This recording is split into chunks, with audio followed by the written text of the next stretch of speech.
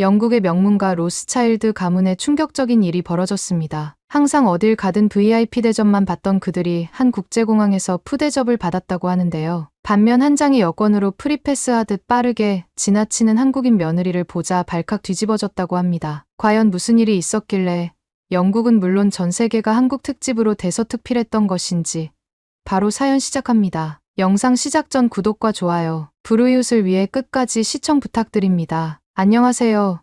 저는 로스차일드 가문 출신 제임스 밀러입니다. 아실 분들은 아시겠지만 영국 금융계에서 꽤 성공한 명문가의 가장입니다. 런던 시티 중심부 오피스에서 테임즈강을 바라보면 항상 자부심이 차오르곤 했습니다. 저희 가문은 3대째 금융업에 종사하며 전통과 명예를 소중히 여겨왔죠. 특히 아들 윌리엄이 옥스퍼드를 우수한 성적으로 졸업하고 국제 변호사로 성장한 것은 제 인생 최고의 자랑거리였습니다. 그날도 평소처럼 사무실에서 서류를 검토하던 중 윌리엄에게서 전화가 왔어요. 그의 목소리에서 묘한 긴장감이 느껴졌습니다. 아버지, 중요한 이야기가 있어요. 오늘 저녁 집에서 뵐 수 있을까요? 저녁 식탁에서 윌리엄이 전한 소식은 저를 완전히 당혹스럽게 했습니다. 한국 여성 유진과 결혼하겠다는 선언이었으니까요. 아버지, 유진은 정말 특별한 사람이에요. 런던 법률 사무소에서 만났는데 그녀의 지적인 면모와 따뜻한 성품에 반했습니다. 머릿속이 복잡했어요. 왜 하필 아시아 여성일까?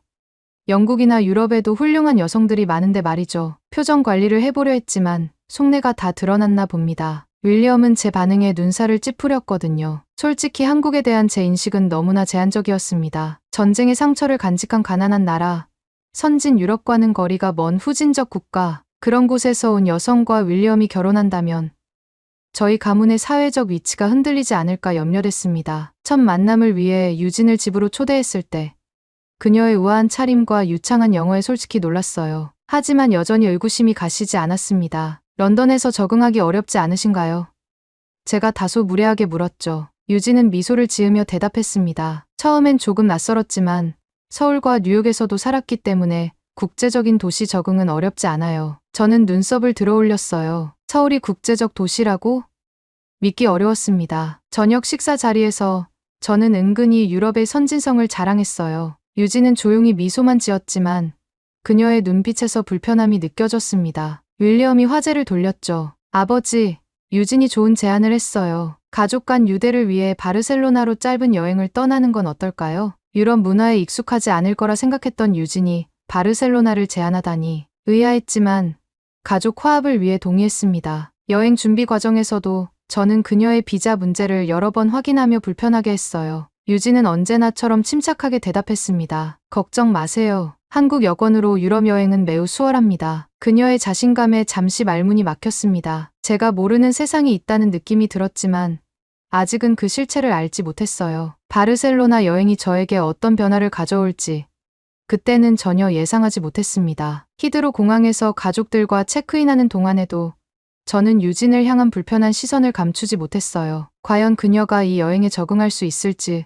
의구심이 들었거든요. 그때였습니다. 유진이 공항 직원과 유창한 스페인어로 대화하는 모습을 목격했어요. 그녀의 발음은 현지인과 구분하기 어려울 정도로 자연스러웠습니다. 대학 시절 스페인에서 교환학생으로 6개월 지냈어요. 그때 배운 스페인어가 아직 남아있네요. 말문이 막혔습니다. 윌리엄도 놀란 표정이었어요. 스페인어라니, 게다가 저보다 훨씬 유창하게 말하다니. 이런 상황은 정말 예상 밖이었죠. 바르셀로나 공항에 도착했을 때 또 다른 놀라운 일이 벌어졌습니다. 긴 비행으로 피로가 쌓인 채 입국 심사 줄에 서 있는데 유진이 다른 방향으로 향했어요. 저는 전자 입국 게이트로 가볼게요. 한국 여권이라 이쪽으로 빠르게 통과할 수 있거든요. 전자 입국이라니. 생각할 겨를도 없이 유진은 VIP처럼 입국 심사를 순식간에 통과했습니다. 반면 저희는 일반 심사대에서 30분 넘게 기다려야 했어요. 입국장에 들어서자 유진이 커피를 마시며 여유롭게 기다리고 있었습니다. 이건 제 상식을 완전히 뒤엎는 일이었어요. 한국 여권은 세계에서 가장 강력한 여권 중 하나예요. 비자 없이 방문할 수 있는 국가 수가 영국보다 많아서 여행이 편리합니다. 제 눈이 커졌어요. 어떻게 이런 일이 가능한 걸까요? 영국은 오랜 역사와 세계적 영향력을 가진 나라인데 한국 여권이 더 우월하다니 믿기지 않았습니다. 공항을 빠져나오는 과정에서 또 다른 충격적인 장면이 펼쳐졌어요. 안내원이 유진에게 한국어로 인사하며 특별한 서비스를 제공했습니다. 안녕하세요. 한국에서 오셨나요? 이쪽으로 안내해 드리겠습니다. 저는 혼란스러웠어요. 스페인 공항에서 왜 한국어가 들리는 걸까요? 유진은 마치 이런 대우가 당연하다는 듯 자연스럽게 응대했습니다. 한국 관광객이 많아서 그래요. 한국은 해외여행을 많이 하는 국가 중 하나니까요. 호텔에 도착했을 때도 상황은 비슷했습니다. 체크인 과정에서 직원이 유진에게 한국어로 안내했고, 호텔 리셉션에는 한국어 안내문도 있었어요. 어떻게 스페인 호텔에서 한국어 서비스가? 많은 한국 관광객들이 이 호텔을 찾아서 직원들이 기본적인 한국어 교육을 받았대요. 관광 산업에서 한국은 중요한 시장이거든요. 점점 혼란스러워졌습니다. 제가 알던 세계와는 다른 현실이 눈앞에 펼쳐지고 있었어요. 지금까지 제가 가진 한국에 대한 인식이 완전히 잘못되었다는 생각이 스쳐갔죠. 호텔 방에서 짐을 풀면서 마음이 복잡했습니다. 유진은 제가 생각했던 것보다 훨씬 세련되고 국제적인 감각을 지닌 사람이었어요. 유진이 윌리엄에게 속삭이는 소리가 들렸습니다. 당신 아버님이 조금 놀라신 것 같아요. 그들의 대화를 들으며 처음으로 제 무지함을 인정해야 할지도 모른다는 생각이 들었습니다. 바르셀로나에서의 첫날은 이렇게 예상치 못한 충격과 함께 시작되었어요. 아침 식사 후 저희는 바르셀로나 시내 관광을 시작했어요. 사그라다 파밀리아 앞에서 그 예술적 가치에 감탄하고 있을 때 가이드 투어 안내가 들렸습니다. 귀를 의심했습니다. 영어와 스페인어 다음에 한국어 안내까지 있다니. 유진은 제 놀란 표정을 보고 미소 지었어요. 한국 관광객이 많아서 한국어 가이드 투어도 준비한 거예요. 유럽 전역에서 흔한 일이죠. 투어에 합류하자 가이드는 3가지 언어로 번갈아가며 설명했습니다. 주위를 둘러보니 정말로 적지 않은 한국 관광객들이 있었어요. 그들의 세련된 옷차림과 최신형 카메라를 들고 있는 모습이 인상적이었습니다. 구시가지 광장으로 이동했을 때 또 다른 놀라운 장면을 목격했어요. 거리 축제가 열리고 있었는데 현지 뮤지션이 한국 발라드를 부르고 있었습니다. 유진이 그 노래를 알아보고 흥얼거리자 놀랍게도 주변의 스페인 청년들도 따라 부르기 시작했어요. 어떻게 한국 노래를 알고 있는 거지? 혼란스러워 물었습니다. K-팝과 한국 드라마가 전 세계적으로 인기가 많아요. 한류라고 하죠. 이제는 유럽 젊은이들도 한국 문화를 즐기고 있어요. 말도 안 되는 일이었습니다. 제가 알던 세계 문화의 흐름은 항상 서구에서 동양으로 향했어요. 그런데 지금 눈앞에서 벌어지는 현상은 정반대였죠. 성당 광장으로 이동하자 또 다른 놀라운 광경이 펼쳐졌습니다. 한국 교민들이 모여 전통 공연을 하고 있었고 태극기 행진도 있었어요. 유럽에서 한국 전통 행사를 거의 소리 내어 말했습니다. 바르셀로나 한국 문화 주간이에요. 매년 이맘때 열려요. 스페인 사람들도 많이 참여한답니다. 유럽의 중심부에서 한국 문화가 이렇게 자연스럽게 받아들여지고 있다는 사실이 당혹스러웠어요. 마을 축제장에서는 현지인들이 윷놀이를 배우며 즐기고 있었습니다. 유진이 규칙을 설명해 주었죠. 처음에는 거부감이 들었지만 게임의 단순함과 재미에 점차 빠져들었어요. 이 게임은 한국의 전통 놀이인데 어떻게 스페인 사람들이? 문화는 경계가 없어요. 재미있고 의미 있는 것이라면 어디서든 환영받죠. 저녁 식사를 위해 레스토랑에 들어갔을 때 옆 테이블에 스페인 청년들이 다가왔습니다. 한국에서 오셨나요? 저희는 한국 음식을 정말 좋아해요. 특히 김치와 불고기요. 그들의 말에 놀랐습니다. 스페인은 세계적으로 유명한 음식 문화를 가진 나라인데 한국 음식에 관심을 가진다니 이해가 안 됐어요. 호텔로 돌아오는 길에 윌리엄이 말했습니다. 아버지, 한국은 이제 세계적으로 인정받는 문화 강국이에요. 유진 덕분에 저도 많이 배우고 있습니다. 아무 말도 할 수 없었어요. 하루 동안 경험한 모든 것이 제 고정관념을 무너뜨리고 있었습니다. 한국이라는 나라에 대한 제 인식이 완전히 잘못되었다는 사실을 조금씩 인정하기 시작했죠. 바르셀로나의 밤이 깊어가는 시간. 저는 호텔 로비의 안락한 의자에 앉아 생각에 잠겼어요. 오늘 하루 동안 목격한 일들이 머릿속을 맴돌았습니다. 스페인에서도 한국의 영향력이 이렇게 크다니. 정말 상상도 못한 일이었어요. 어떻게 이런 일이 가능할까? 중얼거렸습니다. 제 생각을 읽기라도 한 듯.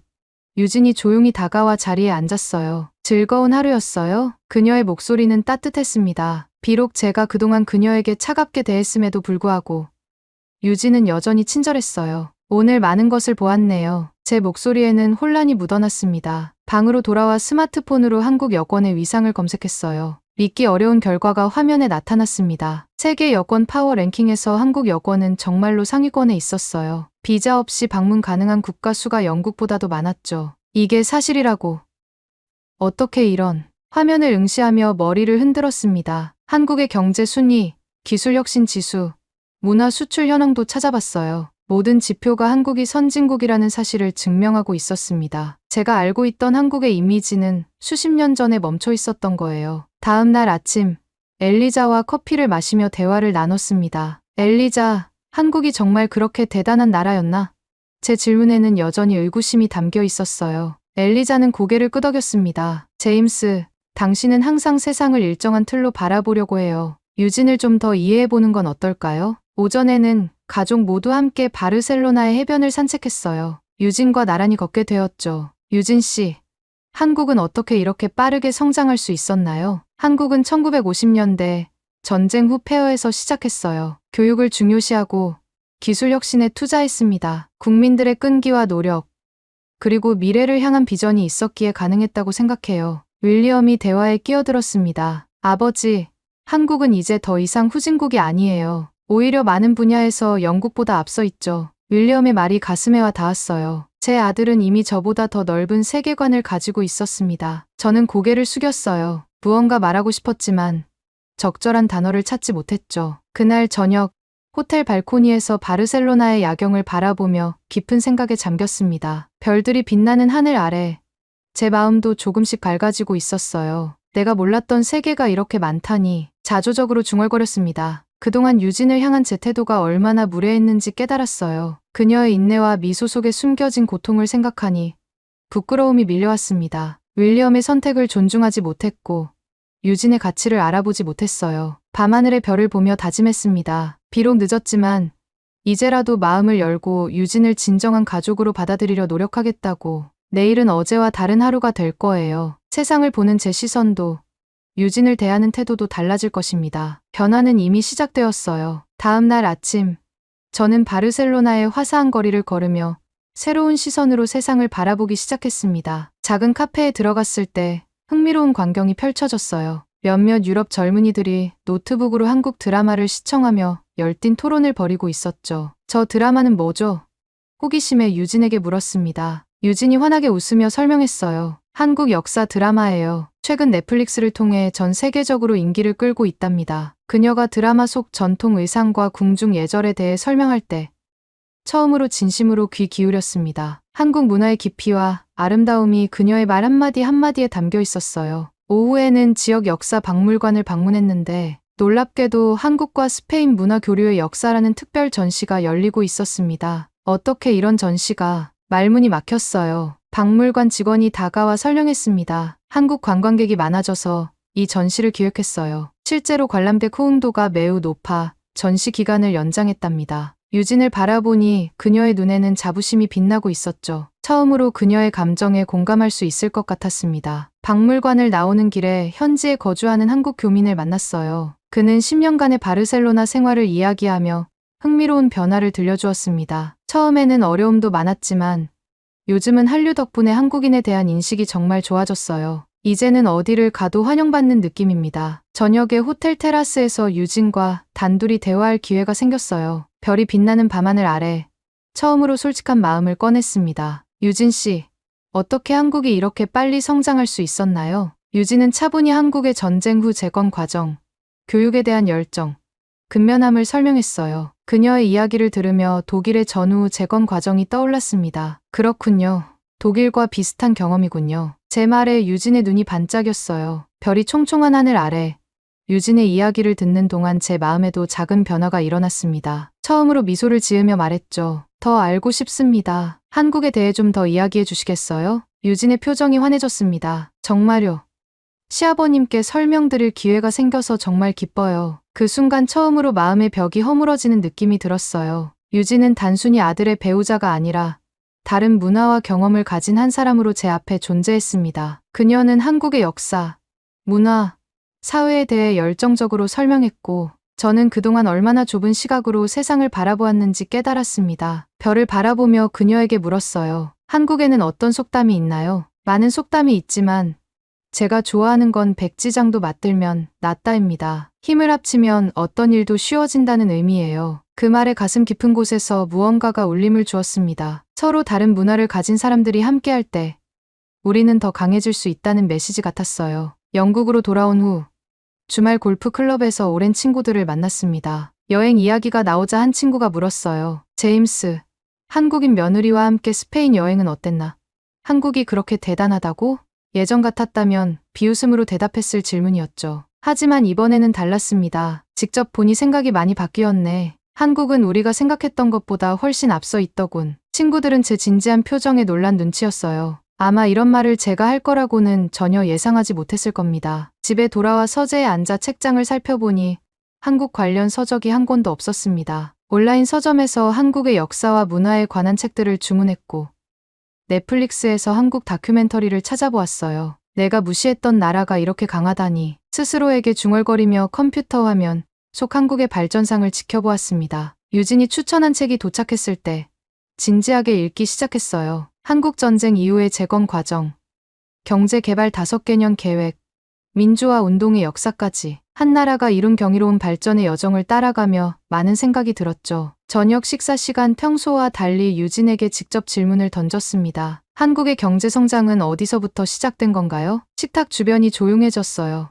윌리엄과 엘리자는 놀란 표정으로 저를 바라보았죠. 유진은 잠시 당황했지만 곧 미소를 지으며 답했습니다. 1960년대부터 본격적으로 시작된 한강의 기적이라고 해요. 정부 주도의 경제 개발과 교육에 대한 투자가 큰 역할을 했습니다. 독일의 라인강 기적과 비슷하군요. 제가 공감하며 말했어요. 대화가 자연스럽게 이어졌습니다. 처음으로 가족 식사 시간이 편안하고 즐거웠어요. 윌리엄은 뿌듯한 표정으로 저와 유진을 번갈아 바라보았습니다. 다음 주 상공회의소 모임에서도 변화된 모습을 보였어요. 아시아 시장에 관한 토론에서 당당히 의견을 말했습니다. 한국은 단순한 신흥시장이 아닙니다. 많은 분야에서 이미 영국을 앞서고 있어요. 우리가 배울 점이 많은 나라죠. 동료들이 의아한 눈빛으로 저를 바라보았죠. 제임스가 아시아를 높이 평가하다니 무슨 일이 있었나? 집에 돌아와 차를 마시며 유진에게 오랫동안 마음에 담아두었던 말을 꺼냈습니다. 유진, 내가 가진 편견 때문에 너를 힘들게 했다는 걸 이제야 알겠어. 미안하네. 유진의 눈에 살짝 눈물이 맺혔어요. 처음부터 너는 윌리엄의 아내이자 이제는 내 딸과도 같은 존재야. 그걸 인정하지 못했던 내 좁은 시각을 용서해 주길 바라. 유진은 잠시 말을 잇지 못했고 천천히 입을 열었습니다. 시아버님께 인정받고 싶어서 더 노력했어요. 때로는 힘들기도 했지만 언젠가는 이해해 주실 거라 믿었습니다. 그녀의 진심 어린 고백에 제 눈시울이 붉어졌어요. 차 한 잔을 사이에 두고 앉아있는 우리 둘 사이에 처음으로 진정한 가족의 따뜻함이 느껴졌습니다. 아침 햇살이 서재를 비추는 가운데 저는 평소처럼 커피를 마시며 신문을 읽고 있었습니다. 그런데 경제 섹션에서 눈에 띄는 헤드라인이 있었어요. 한국 반도체, 세계 시장 1위 수성, 영국 기업들, 협력 확대 모색. 기사를 읽는 동안 유진이 아침 식사를 가져왔습니다. 제 표정을 보고 무슨 일인지 궁금했는지 살짝 고개를 기울였어요. 반도체 기사를 읽고 있었어요. 신문을 가리키며 말했습니다. 유진이 미소를 지으며 대답했죠. 한국 기술은 이제 세계 최고 수준이에요. 특히 메모리 반도체는 거의 독점하다시피 하고 있습니다. 저는 고개를 끄덕였어요. 이제야 이해가 가는군. 세계 경제의 핵심 부품을 한국이 생산하고 있었다니. 이전에는 이런 사실을 알았더라도 무시했을지 모릅니다. 하지만 이제는 진지하게 유진의 설명을 경청했어요. 그녀는 한국의 기술 혁신과 미래 산업에 대한 투자 전략을 상세히 설명해 주었고 저는 많은 점을 배웠습니다. 주말 유진의 권유로 런던 한인문화센터에서 열리는 행사에 참석했어요. 처음에는 어색했지만 전통 악기 연주와 태권도 시범을 보며 점차 흥미를 느꼈죠. 저는 제임스 밀러입니다. 유진의 시아버지예요. 유진이 소개한 교민들에게 인사했습니다. 밀러 씨가 한국에 대해 긍정적으로 바뀌셨다니 정말 기쁩니다. 유진 씨가 많이 이야기했어요. 한 교민이 반갑게 대답했어요. 그들과 대화를 나누며 한국 음식, 문화, 그리고 영국 생활에 대한 이야기를 들었습니다. 그동안 얼마나 많은 기회를 놓쳐왔는지 깨달았어요. 같은 도시에 살면서도 전혀 다른 세계에 있었던 것 같았습니다. 저녁에는 유진의 부모님과 영상 통화를 했어요. 처음에는 긴장했지만 유진이 옆에서 도와주었습니다. 안녕하세요. 서툰 한국어로 인사했더니 화면 속 유진의 부모님이 환하게 웃으셨어요. 통화가 끝난 후 깊은 감동을 느꼈습니다. 가족이란 게 이렇게 소중한 거였네. 국적과 문화를 넘어 우리는 모두 연결되어 있구나. 다음 날 유진에게 조심스레 제안했어요. 혹시 한국 음식 만드는 법을 가르쳐 줄 수 있을까? 유진의 얼굴에 놀라움과 기쁨이 교차했습니다. 정말요? 물론이죠. 주말 내내 저희는 부엌에서 불고기와 잡채를 만들었어요. 저는 요리 과정에서 실수를 연발했지만 유진은 웃으면서 인내심 있게 가르쳐 주었습니다. 간장과 설탕, 배즙을 섞는 불고기 양념을 만들면서 한국 요리의 깊은 맛의 비밀을 조금씩 이해하게 되었어요. 한 달 후, 가족 모임이 있었습니다. 친척들이 모인 자리에서 저는 자연스럽게 한국 음식과 문화에 대해 이야기했어요. 제 변화된 태도에 모두가 놀랐죠. 식사 중에 저는 건배를 제안했습니다. 유진 덕분에 우리 가족은 새로운 세계를 배우게 되었어요. 그녀의 지혜와 인내에 감사드립니다. 윌리엄은 아버지의 달라진 태도에 감동한 듯 미소 지었고, 유진은 깊은 감사의 눈빛으로 화답했어요. 어느 주말 아침, 가족이 모인 브런치 자리에서 갑자기 생각이 떠올랐습니다. 모두 한번 한국을 방문해보는 건 어떨까? 테이블에 정적이 흘렀어요. 윌리엄과 엘리자는 서로 놀란 눈빛을 교환했고, 유진은 믿을 수 없다는 표정으로 저를 바라보았습니다. 아버지, 정말 그러시고 싶으세요? 윌리엄이 조심스레 물었어요. 물론이야. 직접 가서 보고 배우고 싶구나. 유진의 고향을 방문하는 것은 당연한 일 아니겠니? 유진의 눈에 눈물이 고였습니다. 정말 감사합니다. 시아버님, 한국의 아름다움을 보여드릴 수 있어 정말 기뻐요. 그렇게 계획은 시작되었어요. 유진이 여행 일정을 세우고 저는 한국어 기초를 배우기 시작했습니다. 안녕하세요. 감사합니다. 같은 간단한 인사말부터 연습했어요. 쉽지 않았지만 열정을 가지고 임했습니다. 마침내 인천공항에 도착했을 때 첫인상은 압도적이었어요. 현대적인 건축물과 최첨단 시설에 놀랐습니다. 런던 히드로 공항과는 비교할 수 없을 정도로 효율적이고 깨끗했죠. 이런 공항은 처음 봤어요. 감탄하며 말했습니다. 입국 심사도 놀라울 정도로 신속했어요. 자동화된 시스템과 친절한 직원들 덕분에 몇 분 만에 통과했습니다. 유럽 공항에서 경험한 긴 대기 시간과 비교하니 다시 한번 놀라울 따름이었어요. 서울 시내로 들어서며 첫 번째로 방문한 곳은 경복궁이었습니다. 600년의 역사를 간직한 궁궐의 아름다움에 감탄했어요. 화려한 단청과 정교한 목조 건축물이 인상적이었습니다. 경복궁을 나와 강남 지역으로 이동했을 때 또 다른 놀라움이 기다리고 있었어요. 현대적인 고층 빌딩과 첨단 기술이 접목된 도시 경관은 마치 미래에 온 듯한 느낌을 주었습니다. 600년 역사의 궁궐이 저렇게 현대 건물과 어우러질 수 있다니 놀랍습니다. 감탄했어요. 유진이 설명했습니다. 한국인들은 전통과 현대를 조화롭게 유지하려고 노력해요. 과거를 존중하면서도 미래를 향해 나아가는 철학이 있습니다. 그날 저녁, 유진의 부모님 댁에서 저녁 식사를 했어요. 정갈하게 차려진 한국 음식과 따뜻한 환대에 감동했습니다. 유진의 아버지는 전통주를 따르며 말씀하셨죠. 제임스 씨, 가족으로 환영합니다. 윌리엄과 유진이 행복하게 살 수 있도록 양가가 함께 도와야 하지 않겠습니까? 비록 언어는 달랐지만 그 진심은 충분히 전해졌어요. 저도 진심 어린 감사 인사를 전했습니다. 마지막 날, 한강변을 산책하며 유진과 깊은 대화를 나눴어요. 서울의 밤 풍경이 강물에 반사되어 아름다운 그림을 그리고 있었습니다. 유진, 이번 여행을 통해 많은 것을 배웠어. 진심을 담아 말했어요. 넌 내 아들의 아내가 아니라 내 딸이야. 진심으로 그렇게 생각해. 유진은 눈물을 흘리며 감사합니다라고 답했습니다. 그리고 처음으로 제 손을 잡았어요. 그 순간 모든 편견과 오해가 사라지는 것 같았습니다. 영국으로 돌아온 후 제 일상에는 많은 변화가 생겼습니다. 매일 아침 신문을 읽을 때면 아시아 경제 섹션부터 찾아보는 습관이 생겼고 한국 관련 뉴스에 특별히 관심을 기울였어요. 이제는 유진과 함께 한국 드라마를 시청하는 것도 자연스러운 일이 되었습니다. 처음에는 자막을 읽는 것이 불편했지만 점차 익숙해졌고 오히려 한국 문화를 더 깊이 이해하는 창구가 되었어요. 이 장면에서 주인공이 절하는 방식이 특별한 의미가 있나요? 제가 물으면 유진은 기쁜 표정으로 설명해 주었습니다. 주변 사람들에게도 한국 문화를 소개하는 제 모습이 달라졌어요. 이전에는 무관심했던 주제에 대해 이제는 자부심을 가지고 이야기했습니다. 상공회의소 모임에서는 한국의 기술 혁신과 경제 성장을 주제로 짧은 발표까지 준비했어요. 한국은 불과 60년 만에 폐허에서 세계 10위권의 경제 강국으로 성장했습니다. 이러한 성공의 핵심에는 교육에 대한 투자와 기술 혁신이 있었어요. 발표를 들은 동료들은 제 변화된 모습에 놀랐지만 동시에 새로운 시각에 감명받은 듯했습니다. 몇몇은 발표 후 한국 기업과의 협력 가능성에 대해 질문하기도 했어요. 가족 모임에서의 변화는 더욱 극적이었습니다. 크리스마스 저녁 식사 자리에서 저는 공식적으로 유진을 가족으로 인정하는 건배를 제안했어요. 오늘 이 자리에 우리 딸 유진이 함께해 주어 매우 기쁩니다. 그녀는 단순히 윌리엄의 아내가 아니라 밀러 가문의 소중한 구성원이자 제 딸입니다. 모두가 박수를 치며 축하했고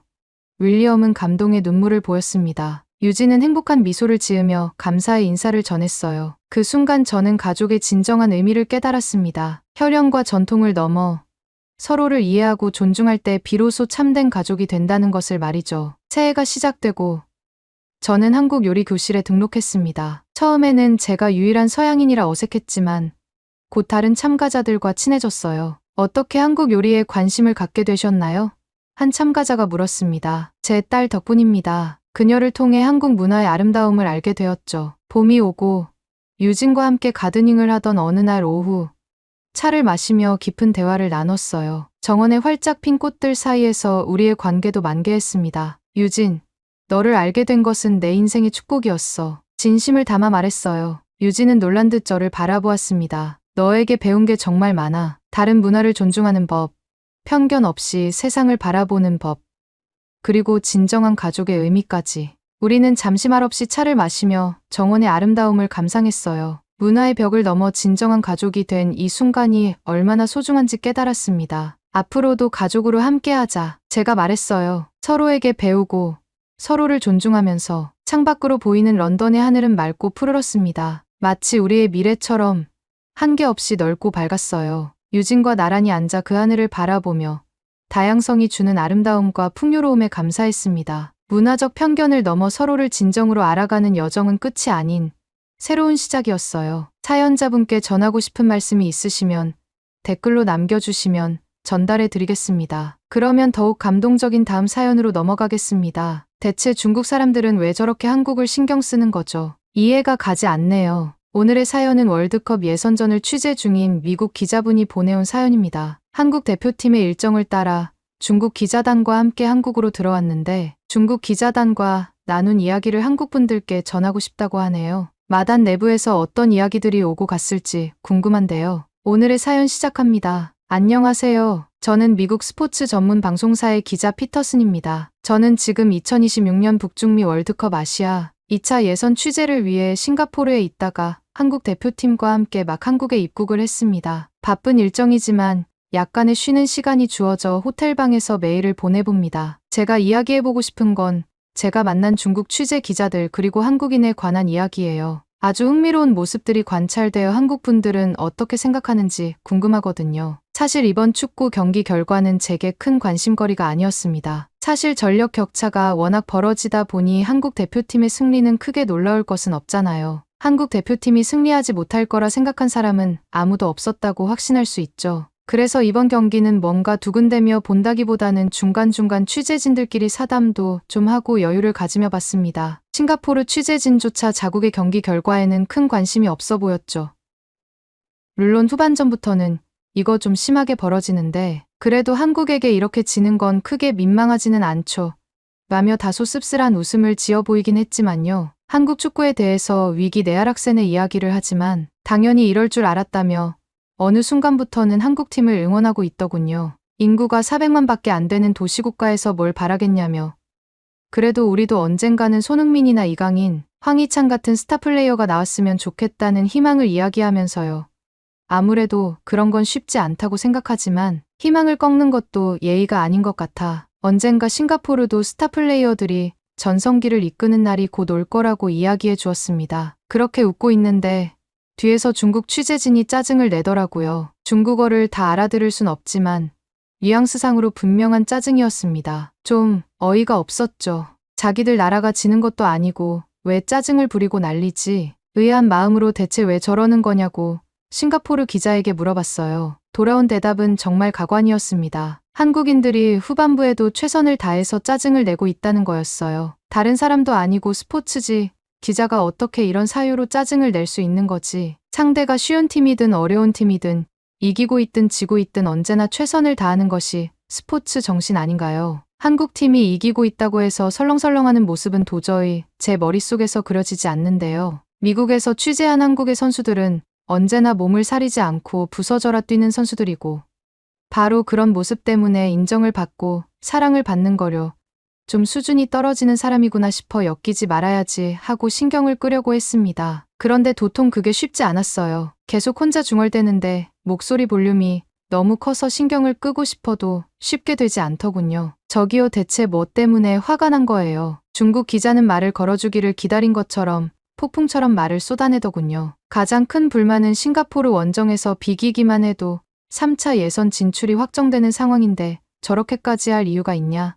싱가포르라는 약체를 상대로 자기들이 잘난 척을 하는 것이고 매너가 없다라는 것이었습니다. 그리고 손흥민이나 이강인 같은 유명한 스타 플레이어들이라면 멀티골을 넣으면서 싱가포르의 기를 죽일 필요는 없다며 겸손하지 못한 행동이라고 했습니다. 싱가포르 같은 팀을 상대하는데 손흥민을 넣은 것 자체가 한국인들의 예의 없음을 보여주는 행동이라나요? 누가 들어도 이해할 수 없고 부끄러운 말을 저렇게 크게 하다니 다들 눈빛을 교환하며 작게 고개를 저었습니다. 옆에서 싱가포르 기자가 작게 비웃더라고요. 이상하게 중국 기자들은 한국하고만 엮이면 저렇게 누가 바늘로 찌른 것처럼 날카롭게 반응한다나요? 그러면서 사실 중국인들도 다들 한국이 잘하는 걸 알아요. 부러워해서 그런 거예요. 라며 제가 한 커뮤니티의 화면을 보여줬는데요. 댓글들이 아주 흥미로웠습니다. 다음 중국과의 경기에서는 주전 선수들을 빼고 백업 선수들만 나오면 안 되겠냐? 저 호화로운 라인업과 결속력이 정말 부럽다. 수준이 너무너무 많이 벌어져서 앞으로 따라잡을 수 없을 것 같다. 한국 경기를 보면서 중국 국가대표를 떠올리면 속이 뒤집어진다 등등이요. 그런데 이런 일반인들의 댓글에서도 이상한 반응이 보였습니다. 바로 한국인들에 대한 질투심과 뒤틀린 자격지심이었는데요. 미국에 살며 손흥민, 황희찬 선수를 보기 위해 찾아온 한국 사람들을 취재한 경험만 있지 중국인은 마주한 적이 없는 제게는 참 생소한 반응이었습니다. 싱가포르 홈 경기인데 한국이 골을 넣는 것에 대해서 싱가포르 사람들도 기뻐하는 것 같다며 어떻게 이렇게 인기가 좋냐며 자국이 지고 있는데도 한국의 골에 감탄하는 싱가포르 사람들이 바보 같다고 하더군요. 그러면서 한국인들은 중국과의 경기에서도 또 저렇게 죽기 살기로 뛰겠지. 한국 사람들은 정말 짜증난다며 왜 저렇게 매사 최선을 다하는지 모르겠다고 욕을 하는 것이었습니다. 이해할 수 없는 이런 반응들에 갸우뚱거리고 있었는데 저는 취재 중 만난 싱가포르 내셔널 스타디움 관계자를 통해 중국인들이 한국을 질투하는 이유를 조금이나마 알 것 같았습니다. 제가 만난 분은 내셔널 스타디움의 시설관리팀 팀장님이었는데요. 입점해 있는 업체들은 물론 경호 청소 파트 모두 중국인들이 오면 치를 떤다는 것이었습니다. 반면 한국인들이 왔다 간 날이면 화색이 돈다고 하더군요. 그러면서 다들 하나같이 입을 모아 거리도 가깝고 전체적인 생김새도 비슷한 나라인데 어쩌면 그렇게 차이가 나는지 모르겠다고 중국과 한국 사이에는 보이지 않는 결계가 있는 것 아니냐는 이야기를 자기들끼리 한다는 거예요. 특히 청결면에서는 엄청난 차이를 보이는데 싱가포르가 중국과 경기를 치른 지 얼마 안 돼서 기억이 아주 생생하다고 했습니다. 먹기도 엄청나게 먹는데 먹은 뒤 뒷정리를 해야 한다는 개념 자체를 모르는 것처럼 행동했다고요. 의자 사이사이에 처박아 놓은 과자 봉지 바닥에 마구 뱉어 놓은 해바라기씨 껍질은 물론 맛이다. 남은 음료수를 계단에 놓아두고 가 버리는 통에 사람들이 지나다니다가 발로 차서 다 엎어지고 계단이 끈적하게 변한 것을 치우느라 아주 생고생을 했다고 하네요. 아무데나 쓰레기를 버리는 사람들이 많아 응원단장을 통해 좋게 좋게 이야기를 해보려고 했는데 자신이 지불한 티켓값에 청소비도 있는 것 아니냐고. 내가 다 치워버리면 청소부는 무슨 일을 하냐며 중국인들은 월급을 받는 경기장, 청소부를 위해 할 일을 만들어준 것이라는 뻔뻔한 태도를 보였다며 이야기가 도저히 통하지 않는 사람들이라고 했죠. 이렇게 축구 경기를 보기 위해 다니는 사람들이라면 어느 정도 잘 사는 사람들일 텐데 이런 상류층에 속하는 사람들이 매너 없이 구는 것이 정말 이해가 안 간다고 다들 엄청나게 투덜댔다고 합니다. 듣는 저도 의아하더군요. 중국의 빈부격차가 심한 건 알고 있었는데 그래도 상류층은 많이 배운 사람들이고 여유가 있으니 외국에 나와서도 매너 있게 행동할 것이라고 생각했는데 밖에 나가 나라 얼굴에 먹칠을 하고 다니다니 부끄러움을 모르는 건가 싶더군요. 팀장님의 이야기에 따르면 몇몇 직원들은 스트레스가 극심해서 이 일을 그만두고 싶다고까지 이야기를 했는데 이번에 한국팀 경기를 통해 다행히도 그만두겠다는 직원들의 이야기는 쏙 들어갔다고 하네요. 선수단이 쓴 라커룸이나 화장실에 고장 난 것들이 없고 깨끗한 것도 놀랍지만 가장 놀라운 건 바로 일반 관중들이 이용한 시설에서 망가진 것도 더러운 것도 없어 경기장의 모든 직원들이 정말 놀랐다고 하던데요. 그러고 보니 미국에서도 한국인들이 경기가 끝나면 갑자기 검은 비닐봉지를 꺼내 쓰레기들을 싹 담고 나가는 길에 쓰레기통에 버리는 모습을 많이 봤었거든요. 저는 이게 그들의 개인적인 버릇인 줄 알았는데 이야기를 들어보니 한국인들 대부분 이렇게 깔끔하고 정리정돈을 잘하는 것 같네요.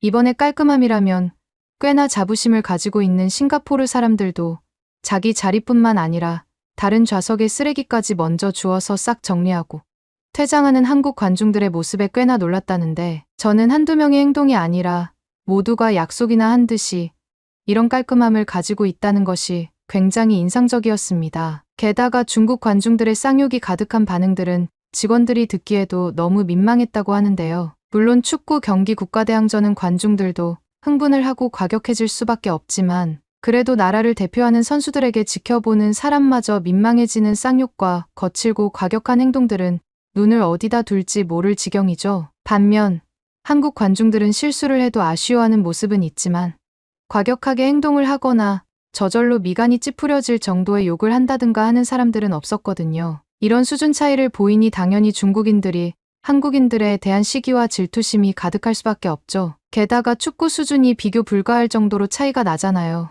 중국은 한국 같은 스타 플레이어도 없고 성적도 항상 사람들의 기대감에 못 미치고 게다가 투지조차 없고요. 그제서야 중국인들의 배배에 꼬인 이런 표현들을 이해할 수 있었습니다. 사실은 한국인처럼 되고 싶지만 한국인들의 수준에는 한참 못 미치니 자격지심이 이런 식으로 표현된 것이겠죠. 저런 뒤틀린 심사로 한국을 대하는 것보다는 배울 것들은 배우고 받아들이는 자세가 필요할 텐데 하고 혀를 쓱쓱 차며 호텔로 돌아왔습니다. 다음 날 오후 비행기로 한국을 가야 해서 남은 시간은 호텔에서 좀 쉬고 내일 조식도 여유 있게 먹고 수영도 좀 할까 하고요. 그런데 이런 제 계획은 처참하게 망가졌습니다. 그간 취재로 좀 피곤했었는지 씻고 나오니까 정신을 차릴 수 없을 정도로 피곤하더라고요. 일찍 잠들었는데 제 단잠을 깨운 불쾌한 소리가 있었습니다. 바로 복도에서 나는 알 수 없는 시끄러운 소리였어요. 영어는 아니고 억양이 아주 세고 거칠었는데 소리가 어찌나 큰지 미간이 절로 찌푸려졌죠.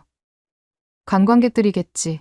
무슨 일이 있어서 저럴 거야. 좀 참아보자 귀마개를 끼고 이불을 덮어쓰고 다시 한번 잠을 청했는데 한술 더 뜨는 소리가 들렸습니다. 쿵쿵쿵쿵 복도에서 망치질을 하나 싶을 정도로 시끄러운 소리가 나는 거예요. 피곤해 죽겠는데 진짜 짜증이 확 올라오더군요. 한국에 가서도 바쁜 스케줄인데 오늘 쉬지 못하면 한국에서의 일정도 다 망칠 것 같아 프론트로 전화를 걸었지요. 복도에서 소음이 지금 10분 넘게 이어지고 있으니 조치를 취해 달라고요. 그런데 호텔 직원이 너무너무 곤란해하는 거예요. 손님 죄송하지만 저희가 조치를 취하려고 하는데 쉽지 않아서요.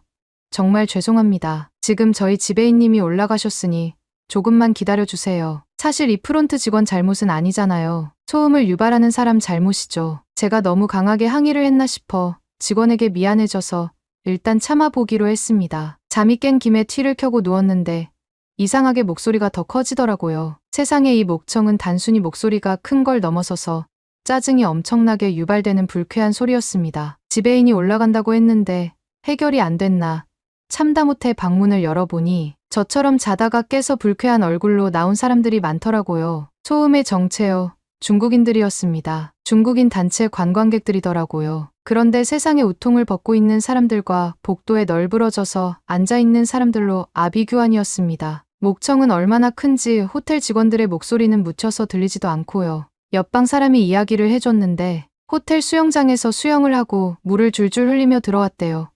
제대로 닦지도 않고요. 그걸 호텔 직원이 제지를 하니까 그때부터 목청을 높이며 따졌다는 거예요. 처음 시작은 한 명이 따졌는데 일행들이 모두 와서 우리를 무시하는 거냐며 목소리를 높였다고 하더라고요. 그리고 방이 마음에 안 든다며 이제 와서 방을 바꿔달라며 생떼를 쓰고요. 대체 뭐 하자는 짓들이지. 경기장에서 봤던 중국 기자의 무례함 그리고 중국인 이야기를 하며 고개를 절레절레 내젓는 스타디움 시설관리팀의 팀장의 모습도 떠올랐습니다. 아, 이게 중국인들의 국민성이구나 일부라고 이야기하기에는 곳곳에서 마주친 중국인들이 하나같이 제게 끔찍한 경험을 안겨줘서 편협한 시각을 가지고 싶지 않은데 저도 모르게 자꾸 편협한 시각을 가지게 되더라고요. 게다가 다음날 아침까지 이 끔찍한 소음은 저와 함께 했습니다. 흰 러닝 셔츠 차림으로 내려와서 본인의 겨드랑이 털이 얼마나 풍성한지 조식을 먹는 뷔페 식당 안에 모든 이들에게 보여주는 바람에 입맛이 뚝 떨어졌는데 맛있는 스테이크만 나오면 다 먹지도 못하면서 다 쓸어가 버리는 사람들 때문에 저는 그나마 먹고 싶던 스테이크를 맛도 보지 못했어요. 디저트도 좀 맛있어 보이는 건 다 쓸어가 버리는 건 물론 음료수도 다 마시지도 못하면서 넘치게 받아다가 자기들 테이블 위에 쌓아 놓더라고요. 싱가포르 같은 나라에 여행을 올 정도면 중국 안에서도 좀 사는 사람들일 텐데 평소에 굶고 사는 건가 싶었는데 다시 생각을 고쳤습니다. 아, 맞다. 좀 살고 안 살고를 떠나 중국 사람들은 다 저렇지. 결국 저는 끔찍한 소음으로 인한 고막, 테러 곳곳에서 보고 싶지 않아도 볼 수밖에 없는 겨드랑이 털 자랑으로 인한 시각, 테러로 조식 뷔페를 먹는 둥 마는 둥 후다닥 먹고 일어났습니다. 제대로 잠도 못 잤지, 밥도 제대로 못 먹었지. 지친 기색이 완연한 얼굴로 공항에 가니 저와 친한 독일 기자가 대체 얼굴이 왜 그러냐고 물어보더라고요. 호텔에서 겪은 중국인의 온갖 비매너 행동에 대해 입에 거품을 물며 이야기하는데 막 웃더라고요. 피터슨, 그래도 너는 중국인들과 직접 엮여서 일은 안 했잖아. 저 사람들하고 같이 엮여서 일을 하면 더 골 때린다고 하기사 저런 사람들과 직접 엮여서 일을 한다면 더 끔찍하겠지. 중국어에는 있는데 중국 사람들이 절대 이야기하지 않는 이야기가 뭔지 알아봐로 미안하다야. 내가 봤을 땐 저 사람들은 염치라는 걸 몰라. 대체 왜들 저러나 싶은데 하도 황당해서 알아보니 중국 사람들은 자기 권리를 적극적으로 주장하지 않으면 자기가 정당하게 권리를 누릴 수 없다는 의식이 있대. 그게 말이 돼. 대체 왜 인구가 워낙 많잖아. 그래서 교육도 특이하더라. 내가 중국에 갔을 때 음식이 입에 맞지 않아서 맥도날드에 갔거든. 매장에 사람이 많아서 한 10명 정도 줄을 서 있었어. 내가 초등학생 아이 뒤에 줄을 섰거든. 초등학생 아이가 앞사람하고 약간 거리를 벌리고 서 있었는데 웬 아저씨가 그 아이 앞에 끼어든 거야. 아이 앞에 끼어든 아저씨의 행동도 황당했는데 더 황당한 게 뭔지 알아? 그 아이 엄마가 와서 아이 등짝을 후려치면서 엄청 야단치더라고. 이유가 뭐게? 아이가 혼날 이유가 있어. 이해가 안 가는데 왜 다른 사람에게 자리를 빼앗겼냐며. 그렇게 해서 어떻게 살아갈 거냐고. 왜 자기 권리를 찾지 못하냐고 화를 내더라. 그게 중국이야. 그렇구나. 중국인에 대해 큰 깨달음을 얻고 한국에 입국한 저희는 이제 설레는 마음으로 한국과 중국의 경기를 기다리고 있습니다. 한국에 대한 인상은 어떠냐고요? 말해 무엇 하나요? 예전에 한번 아주 짧게 취재 차왔던 적이 있는데 그때보다 더 깔끔하고 더 발전했네요. 한국 사람들의 따뜻한 정과 친근한 모습도 여전하고요. 제가 사실 한국과 지리적 거리도 가깝고 생김새도 꽤 비슷하다는 이유로 그래도 한국과 중국이 조금은 비슷한 구석이 있지 않을까 하는 생각을 했었는데요. 한국에 와서 보니 알겠어요. 제가 잠깐 미쳤었나 봐요. 전 이제 한국과 중국의 경기 취재를 위해 준비하러 나가봐야 하는데요. 언제나 최선을 다하고 또 매너 있는 모습의 멋진 한국팀의 시원한 승정보를 기대합니다. 그러면 더욱 재미있는 다음 사연으로 넘어가겠습니다. 안녕하세요. 저는 스위스인 사진작가 도부예요. 상사가 반짝이는 눈빛으로 절 사무실로 부르셨을 때 뭔가 큰일이 생길 거라는 걸 직감했어요. 도부, 그가 은밀하게 앞으로 몸을 기울이며 말했죠. 딱 자네에게 맞는 기회가 생겼네. 전 흥미롭다는 듯이 눈썹을 치켜 올렸어요. 여행 사진작가로서 새로운 모험은 언제나 끌리거든요. 몽골이야. 그가 광택 나는 책상 위로 두꺼운 서류 뭉치를 밀며 말했어요. 그곳에 거친 아름다움, 길들여지지 않은 자연, 생동감 넘치는 문화를 담아오길 바라네. 내셔널 지오그래픽 같은 거 있잖아. 전 웃음을 참을 수가 없었어요. 몽골은 오랫동안 제 버킷리스트에 있던 신비롭고 흥미로운 땅이었거든요. 하지만 열심히 세부사항을 살펴보던 중 제 마음이 무너졌어요. 파트너요. 실망감을 숨기지 못하고 물었죠. 정말 필요한 건가요?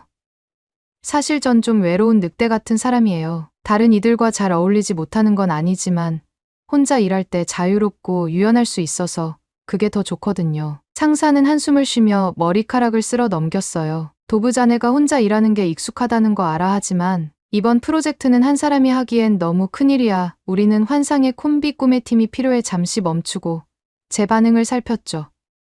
벌써 인성 김에게 연락했어. 아마 들어봤겠지. 당연히 들어봤죠. 인성은 사진계의 전설이나 마찬가지였어요. 한국 출신의 신동으로 몇 년 전 평론가들을 매료시킨 아련하고 흑백의 연작으로 돌풍을 일으켰죠.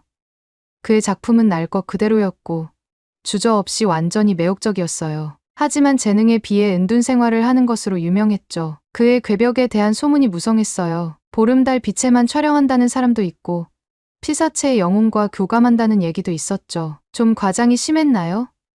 하지만 요점은 그가 수수께끼 같은 사람이었다는 거예요. 전 아래 십수를 깨물며 고민에 빠졌어요. 한편으로는 살아있는 전설과 함께 일할 기회가 유혹적이었죠. 그에게서 배울 수 있는 비밀과 기술을 상상해보세요. 하지만 또 한편으로는 인성의 강도 높은 업무 스타일과 타협 없는 비전에 대한 소문을 들었어요. 만약 우리가 충돌한다면, 우리의 스타일이 절망적으로 맞지 않는다면 제 마음을 읽기라도 한 듯 상사는 의자에 등을 기대고 손가락을 맞댔어요. 도브 받아들이기 힘들 거라는 건 알아 하지만 너희 둘이 함께 마법을 만들어낼 거라고 확신해. 다른 관점, 다른 장점을 지닌 완벽한 음양의 조화 같은 거지. 음양이라니. 웃음이 나올 수밖에 없었어요. 차라리 물과 기름 같을 것 같았거든요. 하지만 상사의 눈빛에서 그 결연함을 알아채너요. 거절은 받아들여지지 않을 태세였죠. 알겠습니다. 전 억지로 열정을 끌어올리며 마지못해 승낙했어요. 언제 시작하나요?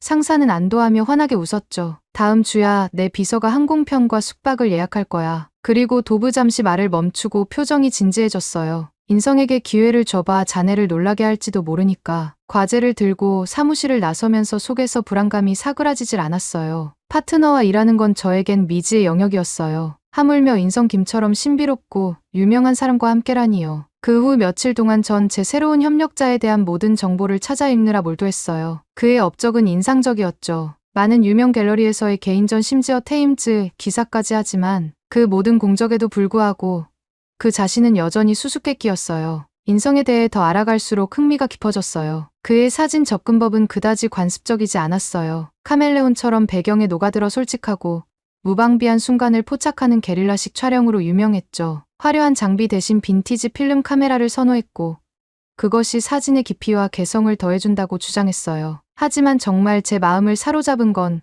그의 진실성에 대한 타협 없는 헌신이었어요. 종종 겉모습보다 내실을 우선하는 업계에서 인성은 신선한 공기 같았죠. 그는 무리를 일으키는 것을 두려워하지 않았고 뒤존의 관행에 도전했어요. 그의 사진은 그저 아름다울 뿐 아니라 사고를 자극했고 종종 불편한 느낌도 주었죠. 읽으면 읽을수록 마지못해 그의 작품에 감탄하게 되었어요. 빛과 그림자를 다루는 그의 방식, 셔터를 단 한 번 누르는 것만으로도 숨막히는 감정을 불러일으키는 재주까지.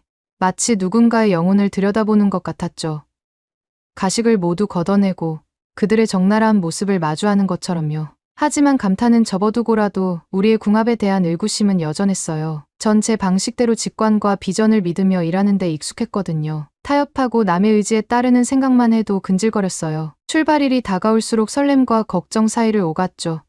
한편으로 몽골은 평생 잊지 못할 모험이 될 것만 같았어요. 제 것과는 너무나 다른 문화에 빠져들 기회, 외부인들이 거의 엿보지 못한 세상을 담아낼 기회였죠. 하지만 또 한편으로는 사실상 낯선 이와 좁은 공간에서 몇 주를 보내야 한다는 생각에 손에 땀이 났어요. 만약 우리에게 공통점이 없다면, 우리의 예술적 비전이 충돌한다면 이 협업이 제 인생 최고의 일이 될지 아니면 완전한 참사가 될지에 대한 불길한 예감이 들었어요. 출발 전날 밤에는 잠을 거의 이루지 못했어요. 머릿속이 최악의 시나리오로 가득 찼죠. 어긋난 만남, 분실된 짐, 전면전으로 번지는 창의적 견해차까지. 알람이 울릴 때쯤에는 신경이 곤두서 있었어요. 그래도 비행기에 오르며 한번 깊이 숨을 내쉬었어요. 넌 할 수 있어. 도브 제 입 밖으로 중얼거렸죠. 만약 인성 김이 소문만큼 재능이 있다면 이건 일생의 기회가 될 수 있어. 그 말이 얼마나 예언적인지는 상상도 못했어요. 드넓은 몽골 초원을 향해 날아오르는 비행기에 몸을 실으며 제 인생과 가슴을 영원히 뒤바꿔 놓을 모험을 향해 돌진하고 있었다는 거려. 10시간 비행기 안에 갇혀 있었던 시간이에요. 제 긴 다리는 죽을 쑤시고 인내심은 점점 바닥을 드러냈죠. 데른에서 울란바토르까지 가는 비행은 농담이 아니었어요. 장거리 노선을 많이 탔었지만 이번 비행은 정말 쉽지 않았어요. 설상가상으로 옆자리에는 아마도 세상에서 가장 수다스러운 할머니가 앉아 계셨어요. 오해는 마세요. 전 좋은 대화를 좋아해요. 하지만 손주들의 화장실 훈련 실수에 대한 얘기를 2~3시간 동안 듣고 나니까 비상구로 뛰어내리고 싶은 심정이었죠. 제가 한계점에 다다르려던 참의 작은 기적이 일어났어요. 몇 줄 앞에 앉아 계셨던 인성 씨가 어느새 통로에 서서 매끈한 노트북을 내밀고 계셨죠.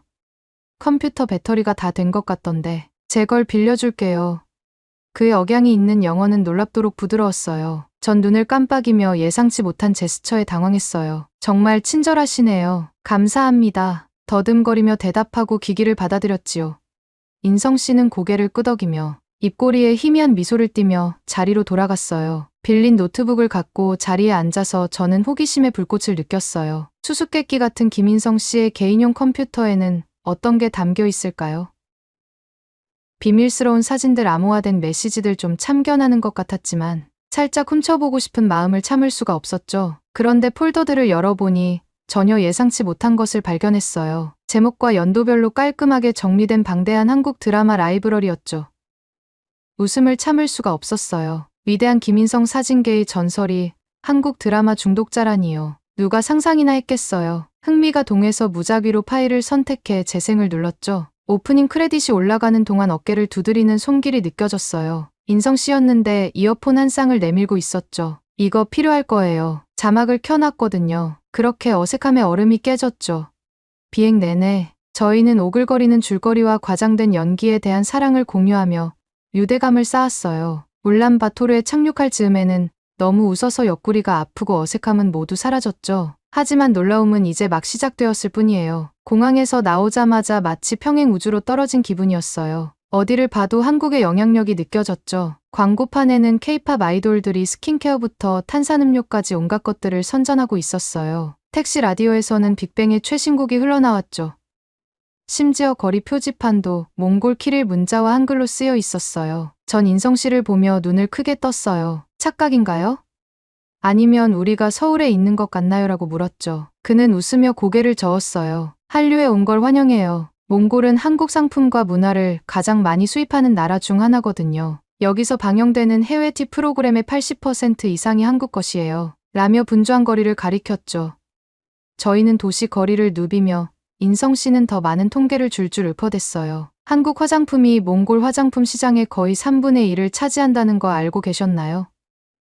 울란바토르에만 한국 식당이 100개 넘게 있다는 것도요. 한류의 영향력이 이렇게 광범위할 줄은 미처 몰랐어요. 좀 압도된 느낌에 한국 편의점에 들어가 간단히 간식이나 사 먹자고 제안했어요. 그런데 막상 들어가 보니 제 실수를 깨달았죠. 선반에는 낯선 제품들이 화려한 포장과 알쏭달쏭한 라벨을 달고 어지럽게 늘어서 있었거든요. 제가 혼란스러워하는 걸 느낀 인성 씨는 불쌍히 여겼는지 저를 도와주었어요. 통로를 따라가며 자신이 좋아하는 간식들을 가리켰죠.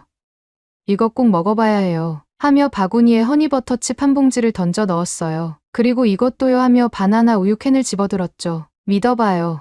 인생이 바뀔 거예요. 편의점 전리품을 먹으며 전 한국 문화가 몽골의 삶 속에 자연스럽게 세우며 든 방식에 감탄하지 않을 수 없었어요. 하지만 그보다 더 놀라웠던 건 인성 씨가 수수께끼 같은 페르소나를 벗어 던지고 더 따뜻하고 장난기 넘치는 면모를 드러낸 모습이었어요. 웃을 때 그의 눈가에 주름이 잡히는 모습, 어린 시절 좋아하던 간식을 묘사하는 그 열정, 마치 꽃이 실시간으로 피어나는 걸 지켜보는 것 같았죠.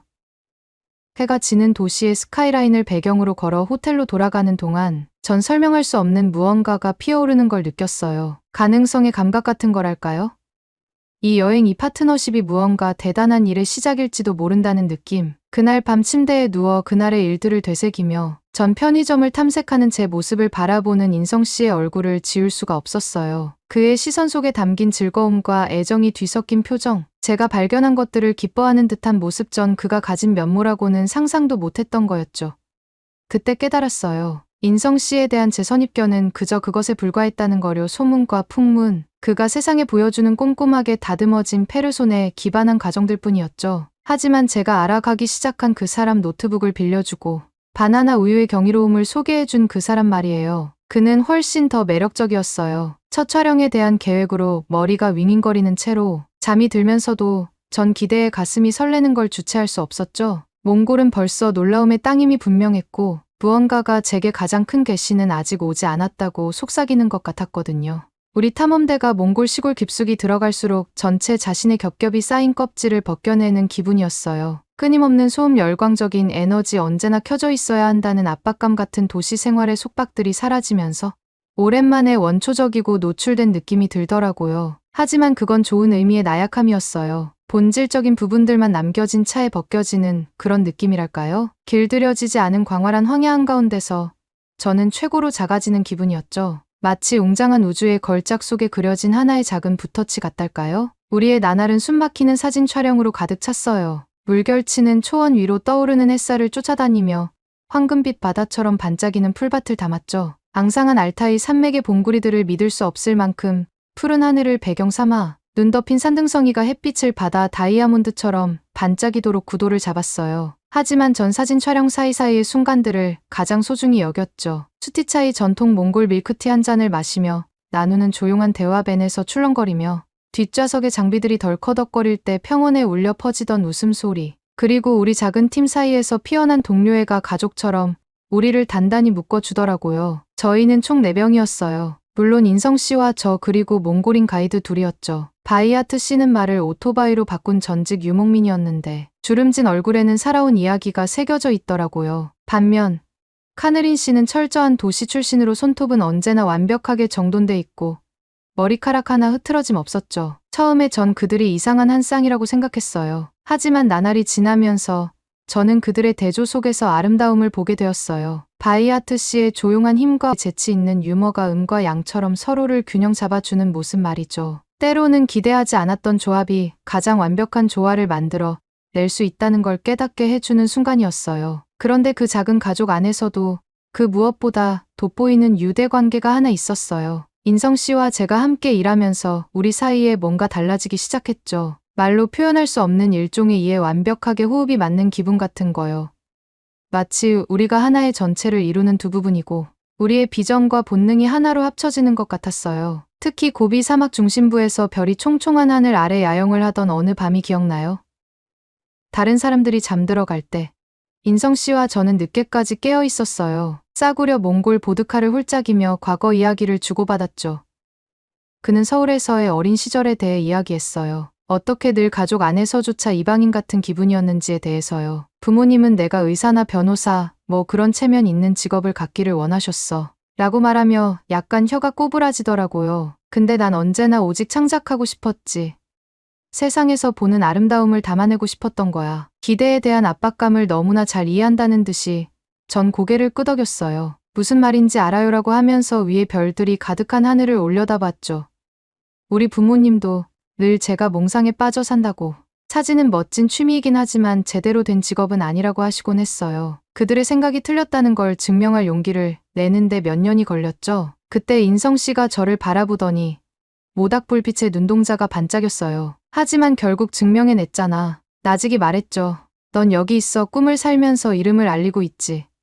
그건 용기가 필요한 거야. 도부 그걸 절대 잊지 마. 그의 말에 제 가슴 속에서 뭔가 파르르 떨렸어요. 보드카 때문은 아니었죠. 그가 저를 처음으로 이름으로 불러준 거였어요. 그의 입술에서 내 이름이 흘러나오는 소리에 전 소름이 돋았죠.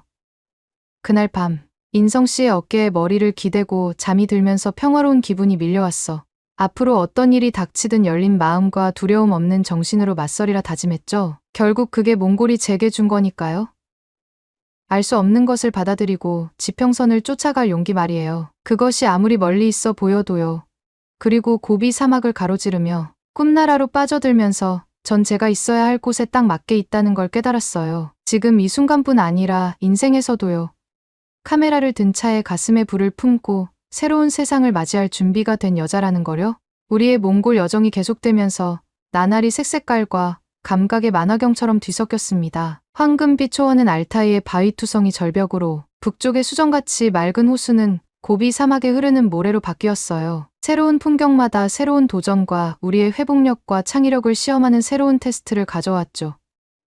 그런데 어느 날 우리는 작은 유목민 마을에 들렀는데 그때 한 가지 잊지 못할 일이 있었어요. 우리가 지쳐 보였는지 한 친절한 할머니께서 우리를 자기 집으로 초대해 주셨죠. 비좁은 게르 안에서 할머니는 정성껏 양고기 수프를 끓여주셨어요. 할머니의 손길이 담긴 그 따뜻한 한 그릇은 우리에게 단순한 음식 그 이상이었죠. 먼 타국에서 느끼는 인간미의 온기였달까요? 그 정겨운 한 끼를 함께하며 인성 씨와 말없이 눈빛을 교환했어요. 고된 여정에 지쳤던 마음이 살짝 녹아내리는 것 같았죠. 철호를 향한 묵직한 신뢰를 확인하는 순간이기도 했고요. 우리의 문화는 달라도 근본적인 인간의 온기는 우리를 하나로 이어주는 것 같았어요. 그 모든 것을 통해 한 가지 변함없는 것이 있었습니다. 인성 씨와 저의 끈끈해지는 유대감이었어요. 함께한 식사 별 아래에서 나눈 늦은 밤 대화를 거듭할수록 저는 불꽃에 이끌리는 나방처럼 그에게 점점 더 끌리는 제 자신을 느꼈습니다. 제가 원한다 해도 거부할 수 없는 끌림이었죠. 솔직히 처음엔 한국 남자들이 이렇게까지 다정할 거라곤 생각 못했어요. 제가 만난 대부분의 아시아 남자들은 좀 무뚝뚝한 편이었거든요. 하지만 인성 씨는 달랐어요. 그는 말은 없어도 섬세하게 제 감정을 읽어내는 재주가 있었죠. 지친 기색을 보이면 따뜻한 차 한 잔을 내밀고 울적해하면 그냥 곁에 있어주는 통에 저도 모르게 의지하고 있더라고요. 이런 모습에 한국 남자에 대한 제 고정관념이 깨지기 시작했어요. 그리고 우리의 깊어지는 관계를 음미했지만 한편으로는 주저하는 부분이 있었어요. 머릿속 뒤편에서 의심과 두려움을 속삭이는 목소리가 있었죠. 너무 가까워지는 것의 위험성에 대해 경고하는 목소리였어요. 결국 우리는 다른 세상 다른 문화에서 왔잖아요. 만약 우리의 차이가 극복하기에 너무 크다면 어쩌지 하지만 인성 씨는 그의 조용하고 꾸준한 방식으로 그런 의심을 틀렸다는 것을 증명하려 노력했어요. 제 인생, 제 생각, 제 꿈에 대해 끊임없이 호기심을 갖고 있었죠. 저희 어린 시절 이야기를 들려줄 때 그는 넋을 잃고 경청했어요. 그 대신 그는 자신에 대한 조각들을 저와 공유했습니다. 스쳐 지나가며 잠깐 엿본 인생의 단편들이었죠. 전통적인 한국 가정에서 막내 아들로서 직면했던 압박감, 그를 거의 짓눌렀던 기대의 무게에 대해 말해주었어요. 사진에 대한 사랑, 그것이 어떻게 그를 견딜 수 없는 길에서 구원했는지에 대해 이야기했죠. 그 모든 것을 통해 저는 그를 새로운 시선으로 바라보기 시작했어요. 그저 뛰어난 예술가나 신뢰할 수 있는 동료로서가 아니라 제가 이제 겨우 헤아리기 시작한 깊이를 가진 한 남자로서 말이에요. 단 한 번의 시선으로 제 심장을 두근거리게 하고 손바닥에 땀이 나게 하며 제 영혼을 불태우는 그런 남자로요. 하지만 여전히 저는 망설였습니다. 그저 우리 주변 환경의 강렬함, 촬영의 아드레날린 때문이라고 스스로에게 말했죠. 일단 현실 세계로 돌아가면 주문이 깨지고 우리는 각자의 길을 갈 거라고요. 몽골에서의 마지막 밤이 되어서야 모든 것이 바뀌었어요. 우리는 제2의 고향처럼 느껴지기 시작한 수도 울란바토르 변두리에서 캠핑을 하고 있었죠. 그들은 물품을 구하러 마을로 들어갔고 어스름이 깔리는 가운데 저와 인성 씨만 남았어요. 해가 수평선 아래로 가라앉으며 하늘을 주황색과 분홍색으로 물들이자 인성 씨는 작은 캠핑 스토브와 한 봉지의 즉석 라면으로 저를 놀라게 했습니다. 우리에게 고향의 맛이 필요할 것 같아서요. 그는 밝은 색의 봉지를 들어 보이며 수줍은 미소를 지었습니다. 정말 고급스러운 건 아니지만 저는 그의 작은 배리어에 그가 자신의 문화의 작은 조각을 이 먼 길까지 가져왔다는 생각에 가슴이 벅차올랐어요. 그의 모국의 온기를 나누고 싶어하는 그 마음이 너무나 고마웠죠. 완벽해요. 저는 그의 시선을 마주하며 부드럽게 말했습니다. 고마워요. 그런 인성 씨의 모습에 저는 한국 남자에 대한 편견이 얼마나 터무니없는 것이었는지 깨달았어요. 그들도 다른 나라 남자들처럼 상황에 맞게 다정하고 섬세할 줄 아는 거였죠. 함께 스토브 위로 몸을 웅크리고 물이 끓고 면이 물러지는 것을 지켜봤습니다. 향신료 냄새가 공기를 가득 메웠고 언덕을 수놓은 들꽃의 달콤한 향기와 어우러졌죠. 김이 모락모락 나는 국물을 후루룩 들이켜며 얼굴이 뜨거워지자 만족감이 저를 휘감았습니다. 간단한 한 끼였지만 선물 같았어요. 국당에서 고향의 맛을 만끽하게 해준 그의 따뜻한 배려에 저는 마음이 녹아내렸어요. 우리는 조용히 식사를 하며 한 입 한 입을 음미했어요. 그러다 빈 그릇을 치우면서 인성 씨는 긴장되면서도 단호한 표정으로 저를 돌아봤습니다. 도브, 그가 부드럽게 속삭임에 가까운 목소리로 말했어요. 당신에게 꼭 말해야 할 게 있어요. 제 심장이 빠르게 뛰기 시작했고 손바닥이 기대감에 따끔거렸습니다. 뭔데요? 저도 약간 떨리는 목소리로 물었어요. 인성 씨의 눈이 희미한 불빛 속에서 반짝였고 입게 눈작은 미소가 어렵습니다. 우리가 다른 세상에서 왔어는 걸 알아요. 그가 각 단어를 신중히 골라가며 천천히 말했어요. 그리고 이것, 우리 사이에 있는 이것이 복잡하다는 것도 알고 있죠. 하지만 더 이상 당신에 대한 제 감정을 부인할 수 없어요. 저는 침을 꿀꺽 삼켰고 목이 갑자기 말랐습니다. 어떤 감정이에요? 가슴에 심장을 담은 채 물었죠. 인성 씨의 눈이 희미한 불빛 속에서 반짝였고 입게는 작은 미소가 어렸습니다. 당신을 만나기 위해 평생을 기다려온 것 같아요. 그가 단순하게 말했어요. 제가 해온 모든 일, 선택해온 모든 길이 이 순간으로 저를 이끌어왔다는 거죠. 당신에게로요. 눈가에 눈물이 고이고 감정의 파도가 밀려들었습니다. 그 순간 저도 똑같이 느꼈다는 걸 알았거든요. 두려움과 의심 앞에 놓인 장애물에도 불구하고 그가 없는 인생은 상상할 수 없었어요. 인성 씨, 저는 속삭이며 그의 손을 잡으려 손을 뻗었습니다. 저도 그렇게 느껴요. 우리 사이의 이 유대감, 이 끈끈함이요. 두렵지만 또 저를 짜릿하게 만들어요. 당신이 제 곁에 있다면 저는 무엇이든 마주할 수 있을 테니까요. 그제서야 그가 미소 지었는데 얼굴 전체를 환히 밝히는 진짜 미소였습니다. 그리고 그가 어둠 속에서 저를 그의 팔로 끌어안고 입술을 맞추었을 때 저는 소중한 무언가를 찾았다는 걸 알았어요. 두 손으로 꼭 붙잡고 싸울 만한 가치가 있는 그런 것을요. 우리는 오랫동안 그렇게 있었어요. 하늘의 별들이 하나둘씩 떠오르는 동안 서로의 품에 안겨 있었죠. 마침내 떨어지며 상기된 얼굴과 가득 찬 가슴으로 저는 모든 것이 변했다는 걸 알았습니다. 그 순간 광활한 몽골의 하늘 아래에서 우리는 문턱을 넘었거든요. 우리 둘 누구도 알지 못했던 그 어떤 것과도 다른 미래를 상상할 만큼 신념에 도약을 했죠. 그리고 우리가 손을 잡고 텐트로 돌아갈 때 저는 내면에서 부글부글 끓어오르는 흥분을 느꼈어요. 앞으로 어떤 도전과 승리가 기다리고 있든 우리가 함께 마주할 거라는 걸 알았으니까요. 가장 어울리지 않는 장소에서 서로의 반쪽을 찾은 두 명의 몽상가, 두 명의 예술가, 두 영혼 별에 쓰여지고 입맞춤으로 봉기된 시대를 초월한 러브 스토리였죠.